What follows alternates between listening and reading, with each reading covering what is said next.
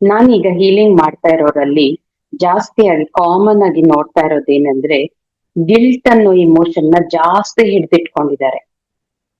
ಹಿಂದೆ ಪಾಸ್ಟ್ ಅಲ್ಲಿ ಏನೋ ಒಂದು ಮಾಡಿರ್ತಾರೆ, ಅದಕ್ಕೆ ಅಪರಾಧಿ ಭಾವನೆ, ನಾನೇ ದೋಷಿ ಅಂತ ಅವ್ರ ಮೇಲೆ ಆ ಕಂಪ್ಲೇಂಟ್ ನ ಹಾಕೊಂಡು ನಾನು ಈಗ ಮಾಡ್ಬಾರ್ದಾಗಿತ್ತು ಮಾಡ್ಬಿಟ್ಟೆ ಅಂತ ಆ ಪಾಸ್ಟ್ ಅನ್ನೇ ನೆನ್ಸ್ಕೊಂಡು ತುಂಬಾ ಗಿಲ್ಟ್ ಅವರನ್ನ ಕಾಡ್ತಾ ಇರುತ್ತೆ.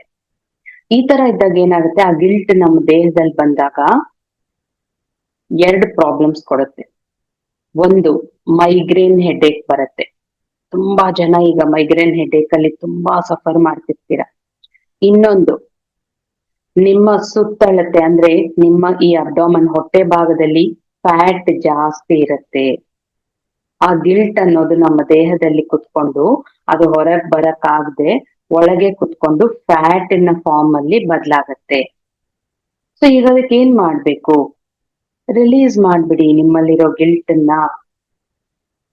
ನಾನು ನನ್ನ ದೇಹದಲ್ಲಿ ಯಾವ ಗಿಲ್ಟ್ ನ ಹಿಡಿದಿಟ್ಕೊಂಡಿದ್ದೀನೋ ಅದು ನನ್ನದಲ್ಲ, ಎಲ್ಲಿಂದ ತಂದ್ಕೊಂಡಿದ್ದೀನೋ ನನಗ್ ಗೊತ್ತಿಲ್ಲ, ಅದನ್ನ ರಿಲೀಸ್ ಮಾಡ್ತಾ ಇದ್ದೀನಿ ಅಂತ ಹೇಳಿ ರಿಲೀಸ್ ಮಾಡ್ಬಿಡಿ ಆ ಗಿಲ್ಟ್ ನ.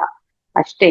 I am sorry, please forgive me, thank you, I love you, ಹಿಂದೆ ಏನಾಯ್ತೋ ನನಗೆ ನೆನಪಿಲ್ಲ, ಎಲ್ಲಿಂದ ತಂದ್ಕೊಂಡಿದ್ದೀನೋ ಈ ಗಿಲ್ಟ್ ನ ನನಗ್ ಗೊತ್ತಿಲ್ಲ ಅಂತ ಹೇಳ್ಕೊಂಡು ನೀವು ಒಬ್ಬನೊಬ್ಬನು ಹೇಳ್ಕೊಳ್ಳಿ. ಹಾಗೆ ಹೇಳ್ಕೊಂಡು ರಿಲೀಸ್ ಆಗ್ಲಿಲ್ಲ ಅಂದ್ರೆ ಹೀಲಿಂಗ್ ಮಾಡಿಸ್ಕೊಳ್ಳಿ. ಹೀಲಿಂಗ್ಗೆ ವಾಟ್ಸಪ್ ಬನ್ನಿ, ಡೀಟೇಲ್ಸ್ ಕೇಳಿ. ಯಾಕೆಂದ್ರೆ ನಾನು ಅಲ್ಲಿ ಯಾರ್ಯಾರಿಗೆ ಹೀಲಿಂಗ್ ಮಾಡ್ತಾ ಇದ್ದೀನಿ ಅವ್ರು ಫಸ್ಟ್ ಹೇಳೋದೆ ವೆಯ್ಟ್ ರೆಡ್ಯೂಸ್ ಆಗಿದ್ದೀನಿ ಅಂತ.